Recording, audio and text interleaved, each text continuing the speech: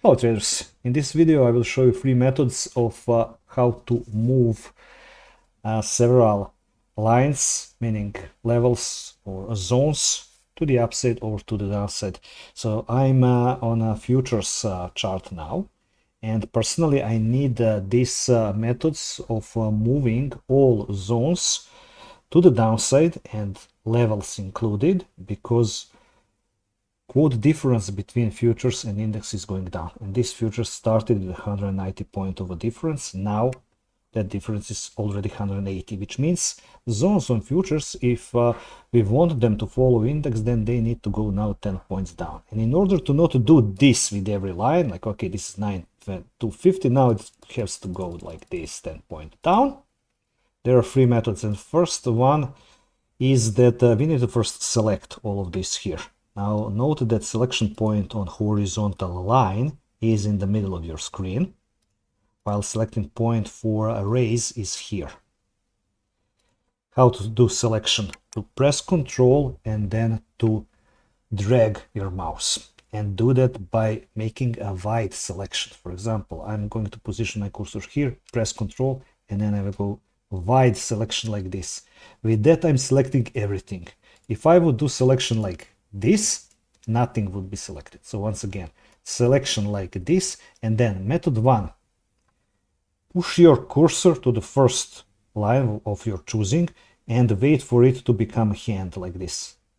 Then and only then press right click to get this, and then go to settings, press select the drawing menu, go on displacement. Now if you want these lines to go to the upside for 10 points, you need to here at first window type +10 and OK. You see everything moved 10 points up. For me personally, I need everything to go down, so I will select everything. Once again, wait for the X cursor or this crosshair cursor to become a hand, right click, settings, displacement, -10. Okay, so now everything went down for 10 points, and that's it. Method number 2 is even faster, and it is, in my opinion, a better method, especially when the quote difference goes down for only 5 points. The first step is the same, selecting, and then keyboard arrows 5 strikes down, down, down, down, down, down 5 times, and this, which was at 19,250, is now at 19,245. So that could be the easier method. How much will a single line go on one press of a button is determined by a tick size, and on DAX futures that tick size is 1. You can always see the tick size of the instrument here. Press on these 3 dots and go to security info.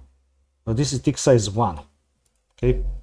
If we go to US futures, for example, on these 3 lines here are some lines on a mini ES futures, and same thing, selecting. Now if we go with the arrows, they're going to move for 0.25. See, 0.25, 0.50, 0.75 round number, 25, 50, 75 round number, because the tick size is 0.25. Again, security info, tick size is 0.25. Tick size on any CFDs is usually 0.10. This is DAX CFD. You see this number, 19,242. Going up, I'm moving now, pressing the up arrow, and this moves for only 0.1. On the downside also only 0.1. So it's handy, for example, on DAX futures to have a tick size for a full point, which means that when the lines and the rays are selected, we can do just 1, 2, 3, 4, 5, and down they go, all lines and rays for 5 points. Method 3 would be similar to the method 1, to the first method. So once again we are selecting everything, but then go to object 3 like this, or go to object 3 like this here. These selected lines would be these lines, and you can make a group. For example, this is now group 1.